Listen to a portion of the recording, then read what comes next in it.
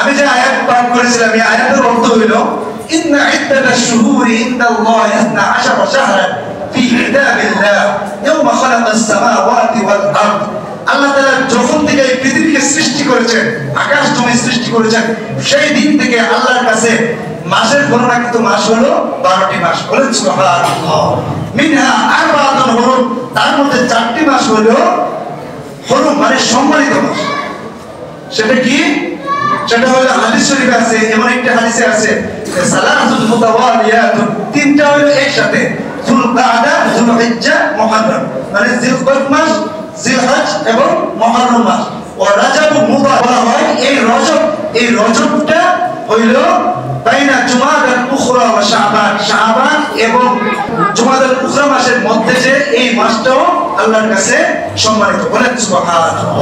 এরপর আল্লাহ বলেন ফালা তাসলিমু ফিহিন্না আনফুসাকুম, তোমরা এই মাসের মধ্যে নিজেদের উপর জুলুম করিও না। এটার ব্যাখ্যায় ইমাম জাসসাস রাহমাতুল্লাহি আলাইহি তিনি আহকামুল কুরআনে লিখেন যে তোমরা জুলুম করো না, এর অর্থ হইল এটার মধ্যে তোমরা নিজেরা বেশি বেশি ইবাদত বন্দেগী না করে নিজেদের উপর জুলুম করিও, অর্থাৎ বেশি বেশি ইবাদত বন্দেগী করতে হবে।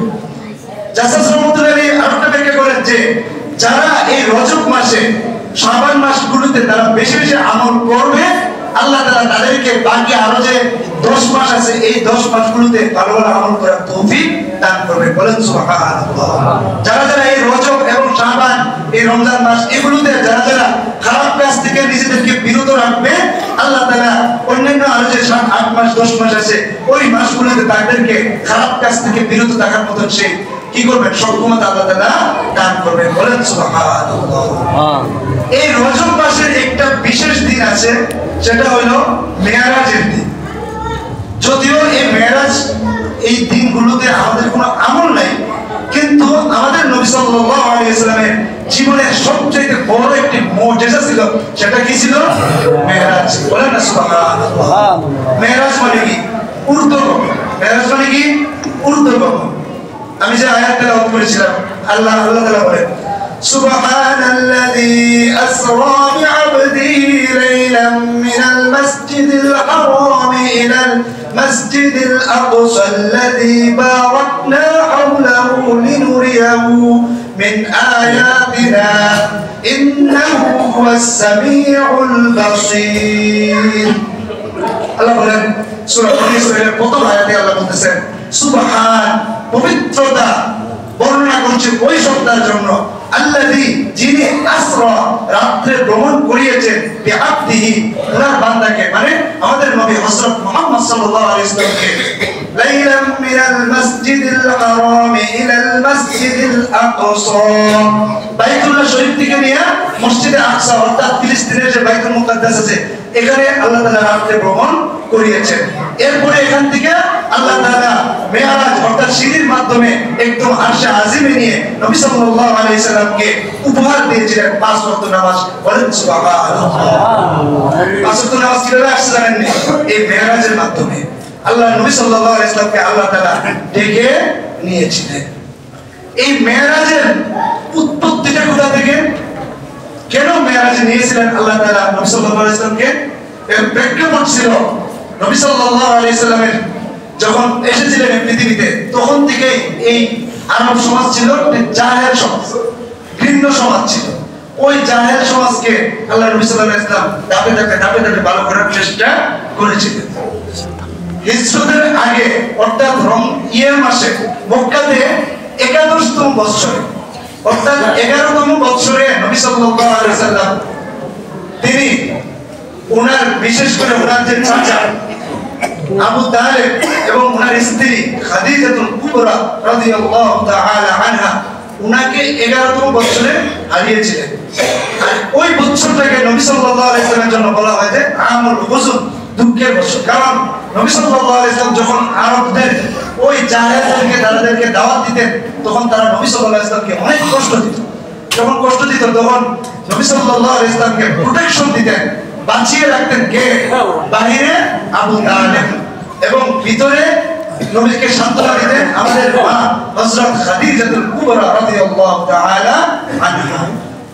ওই বছরই আবু তালেব রহমতুল্লাহ বলা যাবে না, উনি তো আবার কাফের ছিলেন। উনি কি করেন না, ঈমান আনেন না। উনি কিন্তু নবীকে দেখছেন, নবীকে উনি কি করতেন, প্রোটেকশন দিতেন। নবীকে অনেক কাফেররা মেরে ফেলতে চাইতো। ওই আবু তালেব নবীজির চাচা, তিনি বলতেন যে আমি যতদিন বেঁচে আছি আমার ভাতিজাকে কেউ কি করতে পারবে না, আক্রান্ত করতে পারবে না। তিনি কয়েকদিন আগে মারা গেলেন। উনার মারা যাওয়ার কয়েক মাস পরেই আবার খাদিজাতুল কুবরা রাদিয়াল্লাহু তাআলা আনহা মারা গেলেন। তখন নবী সাল্লাল্লাহু আলাইহি ওয়াসাল্লাম দুঃখে ভারাক্রান্ত হয়ে তিনি যখন দেখলেন যে তখন ওনার উপর আক্রমণ আসা বেশি শুরু হয়ে গেল, কষ্ট পাইতেছিলেন, তিনি মনে করলেন যে তায়েফের অধিবাসী এরা মনে হয় খুব ভালো মানুষ, এদের কাছে আমি যাই। ওনাদের কাছে গেছে, গিয়ে সেটা তায়েফবাসীকে যখন তিনি দাওয়াত দিলেন, তায়েফের অধিবাসীরা নবী সাল্লাল্লাহু আলাইহি ওয়াসাল্লামকে কঠোর থেকে কঠোর কষ্টদায়ক আচরণ করেছে। করার পরেই আল্লাহ তাআলা ইচ্ছা করলেন যে আমার নবী হযরত মুহাম্মদ সাল্লাল্লাহু আলাইহি ওয়াসাল্লাম যেহেতু কষ্ট পেয়েছেন, উনাকে একটা খুশি করা দরকার। এই খুশির জন্য আল্লাহ তাআলা নবী সাল্লাল্লাহু আলাইহি ওয়াসাল্লামকে দাওয়াত দিলেন যে তুমি আমার কাছে চলে আসো। বলেন সুবহানাল্লাহ। এটা হলো প্রেক্ষাপট, এটা হলো আপনার সূচনার লগ্নে। মেরাজটা কিভাবে হয়েছিল? মেরাজ হয়েছিল উম্মে হানি রাদিয়াল্লাহু তাআলা আনহা, নবী সাল্লাল্লাহু আলাইহি ওয়াসাল্লামের চাচাতো বোন উম্মে হানির ঘরে নবী সাল্লাল্লাহু আলাইহি ওয়াসাল্লাম শোয়া ছিলেন। তখন জিবরাইল এবং মিকাইল আলাইহিস সালাম ওনার কাছে আসলেন, এসে বললেন যে নবী আপনি চলেন, আপনাকে নিয়ে আমরা ঊর্ধ্বগমনে যাব। নবী সাল্লাল্লাহু আলাইহি ওয়াসাল্লামকে ওনারা ঘর থেকে বাইরে করে নিয়ে হাতিমে কাবাতে দিলেন। নেওয়ার পরে ওনার বুকটাকে ফেরে ওনার যে বলবে আধার পবিত্র অন্তরটাকে কল্পটাকে তিনি বের করলেন। বের করার পরে স্বর্ণের কস্তুরী দিকে ঈমান এবং হিকমত, জান্নাত থেকে নেওয়া স্বর্ণের কস্তুরী দিকে ঈমান এবং হিকমত, এটা দ্বারা ভরপুর করে দিলেন। বলেন সুবহানাল্লাহ। এমনই ভাবে নবী সাল্লাল্লাহু আলাইহি ওয়াসাল্লামের পক্ষ বিধান হয়েছিল কয়বার? 3 বার। একবার যখন নবী সাল্লাল্লাহু আলাইহি ওয়াসাল্লাম বাচ্চা ছিলেন, দুধ পান করতেন, ওনার দুধ ভাইয়ের সাথে মাঠে চলছিলেন, তখনই নবী সাল্লাল্লাহু আলাইহি ওয়াসাল্লামকে জিবরাইল আলাইহিস সালাম আয়েশা তৈরা বুকটা কেটে ওই সময় আবার তিনি ঈমান হিকমত দিয়ে ভরপুর করে দিয়েছিলেন ওনার অন্তরটাকে। বলেন সুবহানাল্লাহ। কেন? কারণ হইছে বাচ্চা সুলভ আচরণ, যে এটা থেকে নবী সাল্লাল্লাহু আলাইহি ওয়াসাল্লামকে বাঁচানো। দেখবেন যে বাচ্চারা কিন্তু খেলাধুলা করে, তাদেরকে আপনি যতই বাধা দেন না কেন এরা রিক্সি কাজ, খেলাধুলার কাজ এবং উল্টাপাল্টা কাজগুলো করে। এটা যাতে না করে নবী সাল্লাল্লাহু আলাইহি ওয়াসাল্লামকে আল্লাহ তাআলা প্রথম পক্ষ বিধান এভাবে করেছিলেন। দ্বিতীয়বার পক্ষ বিধান হয়েছিল 20 বছরে। নবী সাল্লাল্লাহু আলাইহি ওয়াসাল্লাম যখন 20 নম্বর বছরে আসেন, অর্থাৎ পুরো যৌবনকাল, তখন যাতে যৌবনের যে দেখবেন যে যৌবনকারী ছেলেরা কিন্তু আর কথা শুনে তারা অশ্লীলতা করে, বিভিন্ন অশ্লীলতা জড়িয়ে যায়। অর্থাৎ এই অশ্লীলতা যাতে না আসে, সব ধরনের অশ্লীলতা থেকে, খারাপ কাজ থেকে যাতে বাঁচতে পারে, নবী সাল্লাল্লাহু আলাইহি ওয়াসাল্লামকে দ্বিতীয়বারও এভাবে 20 নম্বর বছরে হযরত জিবরাইল আলাইহিস সালাম পক্ষ বিধান করেছিলেন, অর্থাৎ অন্তরটাকে পবিত্র করে দিয়েছিলেন। বলেন সুবহানাল্লাহ।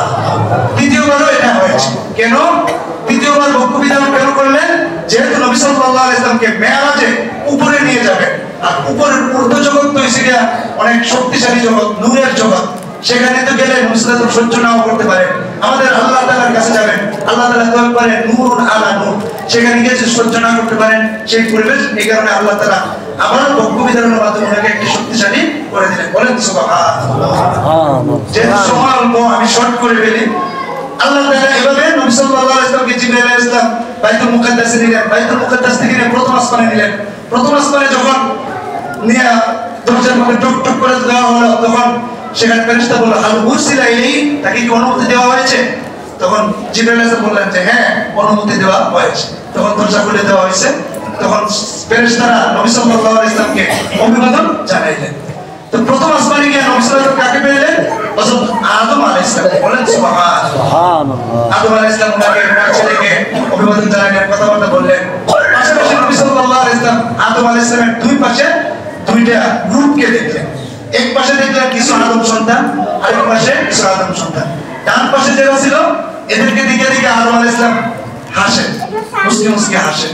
আর বাম পাশে যারা এদেরকে দিকে দিকে আদম আলাইহিস সালাম একটু ক্রন্দন মুখর হন, একটু ব্যথিত হন। তখন জিবরাইল আলাইহিস সালামকে নবী সাল্লাল্লাহু আলাইহি ওয়াসাল্লাম বললেন যে আদম আলাইহিস সালাম এমন করেন কেন? তখন জিবরাইল আলাইহিস সালাম বললেন যে নবী, ওনার ডান পাশে যারা আছে এরা হলো আপনার জান্নাতের যাদের আমলনামা ডান হাতে দেওয়া হয়েছে। বলেন সুবহানাল্লাহ। আর বাম পাশে যারা এদের আমলনামা দেওয়া হয়েছে বাম হাতে, এরা হচ্ছে আপনার জাহান্নামী উম্মত। এই কারণে এদেরকে দেখে উনি তো পিতা, তোমার আদম আলাইহিস সালাম তিনি মনে মনে দুঃখিত হন। এটা হওয়ার কারণে তো এই কারণে তিনি কাঁদবেন। এটা দলিল কি? আল্লাহ বলেন ওয়াসহাবুল ইয়ামিন মা আসহাবুল ইয়ামিন ফি সিদরিন মাখদুদ ওয়া তালহিন মাদুদ ওয়া সিল্লিন মামদুদ ওয়া মা'in মাসকুব ওয়া ফাকিহাতিন কাসীরা। আল্লাহ তাআলা সূরা ওয়াকিয়ার মধ্যে আল্লাহ বলতেছেন আসহাবুল ইয়ামিন মা আসহাবুল ইয়ামিন, যারা ডান দিকে তারা কতই না সৌভাগ্যশীল। বলেন সুবহানাল্লাহ।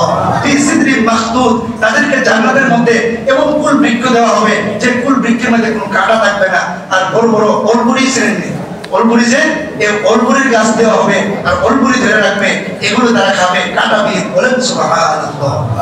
ফি সিদরিন মাখদুদ ওয়া তালহিন মামদুদ, এবং তাদেরকে কাঁদি কাঁদি কলা দেওয়া হবে। কলার বড় বড় দেখবেন শুনতে দেখলে ভালো লাগে না, এবং কাঁদি কাঁদি কলা তাদের জন্য জান্নাতে দেওয়া হবে। বলেন না সুবহানাল্লাহ। ওয়া তালহিন মামদুদ ওয়া সিল্লিন মামদুদ, এবং তাদেরকে বিভিন্ন ধরনের ফল ফলাদি দেওয়া হবে, এবং তাদেরকে এবং বিস্তৃত ছায়া দেওয়া হবে যাতে করে সূর্যের আলো তাদের উপর না পড়ে। লা মাকতুআতিন ওয়া লা মামনুআ, যেটা কোনোদিনও নিঃশেষ হবে না, এবং যে জিনিসটা থেকে কোনোদিন তাদেরকে বাধাও দেওয়া হবে না। বলেন না সুবহানাল্লাহ। এটা হলো ডান দিকের ব্যাপারটা। আর জাহান্নামের থেকে বাম দিকের এটা সূরা ওয়াকিয়া দিয়ে আছে।